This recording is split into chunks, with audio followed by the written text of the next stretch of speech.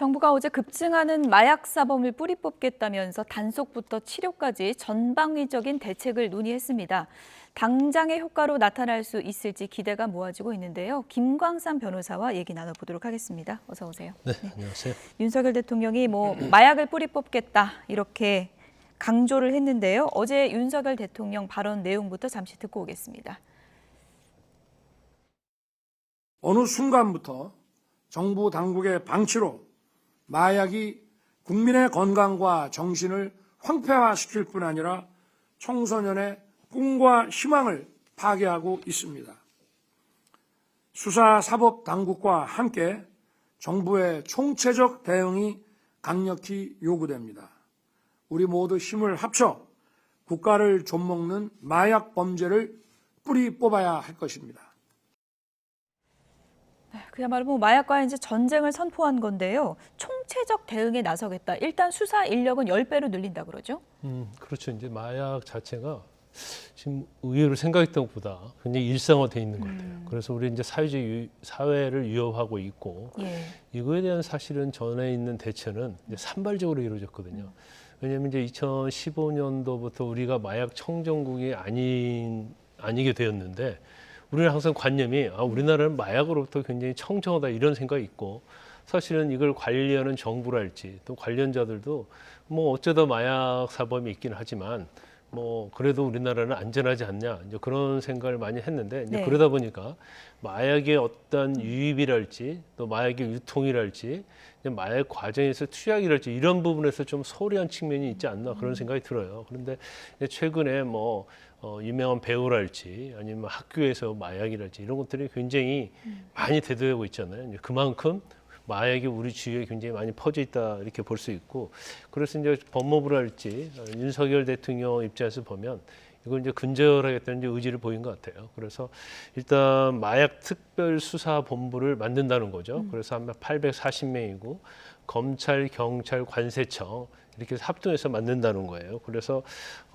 일단 안전체계 강화하고 일단 사법 처리부터 시작해서 그러니까 마약 유입부터 시작해서 사법 처리, 재활, 치료 그다음에 이제 홍보, 교육 이런 것까지 이제 통화를 해서 이제까지 하지 않았던 마약에 대한 이제 대책을 세우겠다고 이제 발표를 한 겁니다. 네, 법무부 차원에서는 지금 이제 보신 것처럼 마약 강력부를 설치하라 한동훈 법무부 장관이 그렇게 지시를 했는데 마약 강력부 설치가 지금 검찰 부서에서 어떤 부분이 달라지는 겁니까? 이제 전에 이제 검경 수사권 조정을 하면서 특히 이제 검찰의 수사권을 축소하면서 이제 강력부에서 사실은 마약을 담당을 했었어요. 강력부에서. 그렇죠. 그런데 강력부가 폐지되다 보니까 이제 강력과 마약을 하는 부서가 없어진 거예요. 그런데 마약 수사 자체는요, 굉장히 전문성이 필요한 부분이거든요. 그런데 첩보도 굉장히 중요하고요. 또 이제 수사 과정에서 어떻게 수사를 하느냐 이것도 굉장히 경험과 노하우가 필요한 부분이거든요.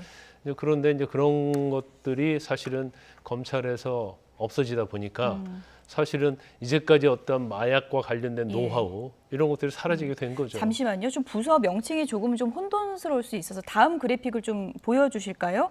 검경 수사권 조정으로 이제 검찰 부서가 좀 이제 달라졌던 거잖아요. 저게 이제 어떻게 달라졌던 건지부터 좀 설명을 해주실까요? 일단 대검 강력부와 반부패부가 있었는데 이제 반부패 강력부로 이걸 만든 거고요.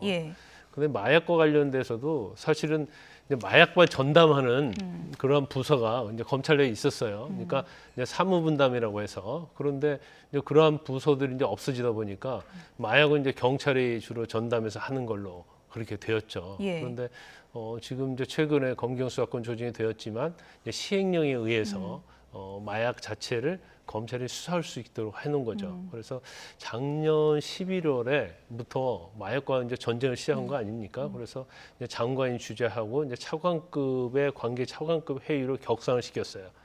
그래서 11월과 2월에 이제 중점적으로 경찰, 검찰, 뭐 관세청 같이 협조해서 수사를 했는데 엄청나게 전전도에 비해서 마약량 압수량이 한 55% 늘었고요. 마약 사범도 24%가 늘었어요. 그러니까 그만큼 국가가 관심을 가지고 마약 척결의 의지를 보이면 그만큼 단속을 많이 할 수 있다는 거죠. 마약 조직 범죄가로 이제 통합이 됐던 건데 뭐 한동훈 장관 뭐 주장은 마치 저거는 국어와 수학을 한 선생님이 가르치는 것과 똑같다. 이게 이제 같이 있는 게 좀 말이 안 됐다라고 이제 주장을 하지 않았습니까? 그렇죠. 이제 그 개념이 다를 수 있는데 이제 마약 자체는 그냥 부패를 수사하는 사람이 마약을 수사할 수는 없어요. 그러니까 뭐 수학 선생이 영어를 가르칠 수 없듯이 그것은 전적으로 이제 분리되는 거고 전문성에서 완전 틀린 거거든요. 예. 그래서 적어도 이제 마약에 대해서는 너무나 현재 이제 사회적인 문제가 되고 있기 때문에 마약부서를 당연히 설치를 해야 한다. 이런 뭐 의지를 보인 거죠. 이런 그럼 부서 재편하는 거는 뭐 입법 사항은 아닌 그건 거고 입법사항은 그냥 아니에요. 지시 사항으로 할 수 있는 일단 건가요? 시행령에서 이제 검찰이 마약을 수사하도록 시행령을 만들었기 때문에 이제 그 시행령에 의해서 수사를 할 권한이 있는 거고 그러면 그 마약을 수사할 수 있는 전담 부서를 이제 검찰 내에 둘 수 있는 거죠. 예. 지금 뭐 정부가 마약과의 전쟁을 지금 선포할 정도로 마약이 우리의 일상에 깊게 파고들었다 이런 얘기가 나오고 있고 뭐 일부마다 SNS에 뭐 마약 판다 이런 글이 올라온다는 그런 실상 아니겠습니까? 지금 어느 정도로 마약을 지금 쉽게 구할 수 있을 정도로 심각한 건가요? 굉장히 일단 이제 마약과 관련해서는 인터넷에 은어가 많이 발달돼 있어요. 그래서 그 은어로 검색을 해보면 금방 마약 공급하는 사람과 접속할 수 있죠. 그렇군요. 접촉이 될 수 있어요. 그래서 특히 이제 요즘은 뭐 SNS 대세 아닙니까? 그러면 이 마약 공급을 하는 데 있어서 마약이 일단 접하기가 쉽고요. 예. 근데 전에 비해서 이제 가격이 굉장히 싸요.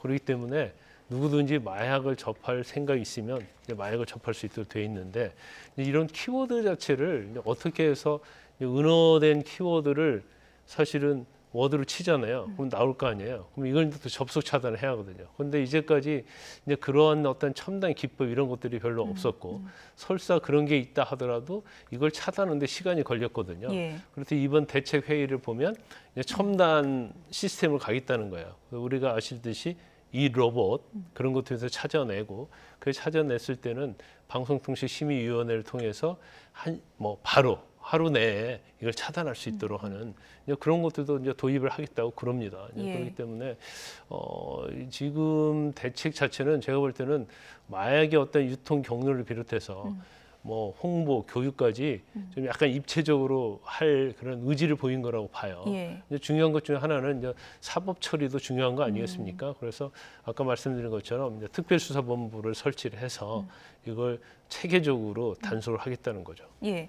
근데 이제 마약이 접근도 쉬워졌지만 지금 단속이 어려운 게 이른바 뭐 던지기 유통 방법이요. 네네. 던지기 유통 방식이 되기 때문에 이게 참 잡기가 힘들다고 하던데 그게 어떤 건지 좀 설명해 근데 주세요. 마약 자체는 이제 점조지로 운영되어 있는 거거든요. 예. 그래서 마약을 직접적으로 대면해서 받지를 않아요. 왜냐하면 그러면 또 수사에 걸릴 수 있고 예. 또 마약 자체는 또 어떻게 보면 함정 수사를 많이 하거든요. 그래도 이제 정보원들 그런 걸 통해서 하고 또 마약에 있어서는 만 신고를 하게 되면 설사 가담했다 하더라도 이제 검찰에서 상당히 많이 뭐 구형이랄지 그런 것을 많이 봐주는 이제 그런 예. 식으로 했어요. 그러니까 약간의 그 이제 주먹국시를 할 수 있는데 가장 이제 전형적인 수법이 이제 던지기 수법이죠. 예. 예를 들어서 뭐 어디 지하철에 뭐 어디 라카 뭐 그런데 넣는다랄지 예. 아니면 뭐 소화기 같은 데 있죠. 예. 그런데 밑에 넣는다랄지 그러면 서로 대면할 필요가 없어요. 예. 그러면 그걸 가져가는 거거든요. 그런데 이제 최근에 이제 마약 자체가 굉장히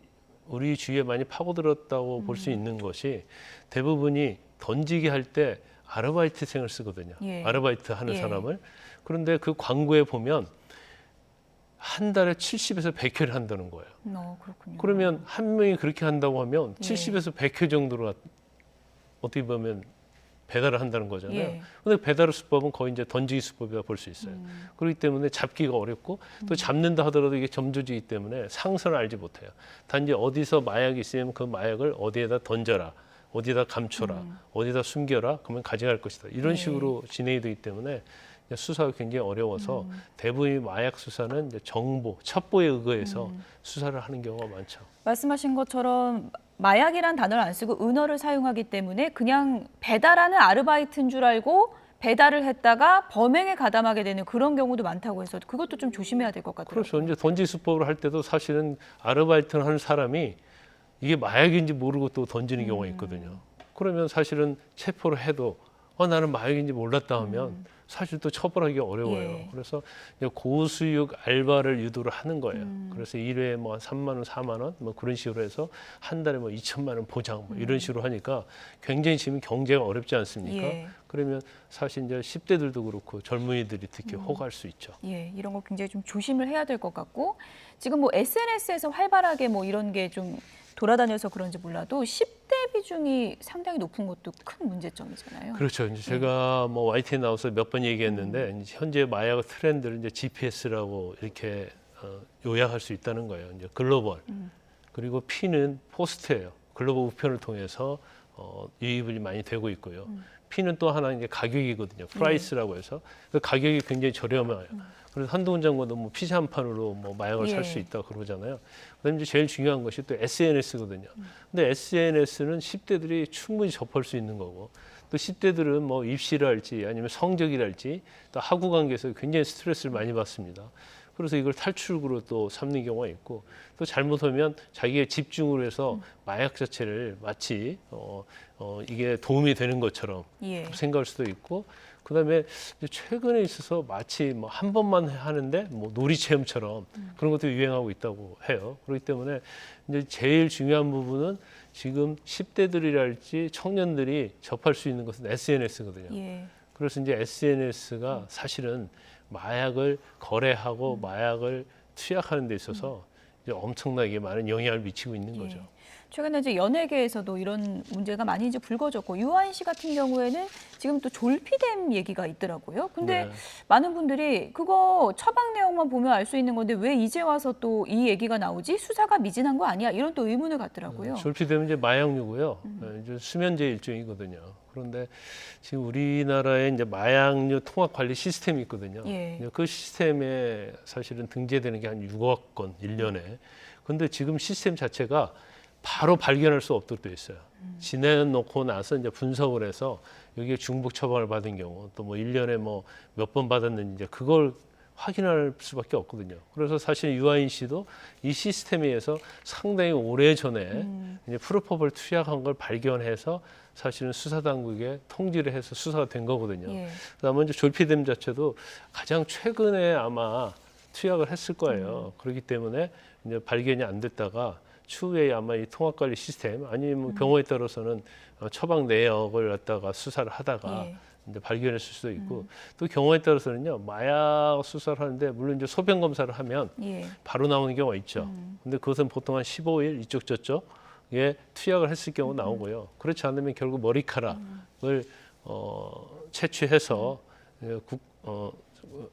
국과수에 예. 해야 하는데 국과수 감정하는데 시간이 많이 걸려요. 이제 그러다 보니까 뭐 바로 체포를 한다든지 그럴 수 없고 마약은 뭐 공소 사실 특정도 좀 어렵다 이런 얘기도 있던데요. 그렇죠. 예. 일단 이제 마약 성분이 몸에서 나왔다 하더라도 감정에 예. 의해서 난 마약을 하지 않았다고 끝까지 우기면서 뭐 언제 마약을 했는가. 사실은 기소를 하려고 하면 일시, 장소, 투약량 이런 걸 특정해야 하거든요.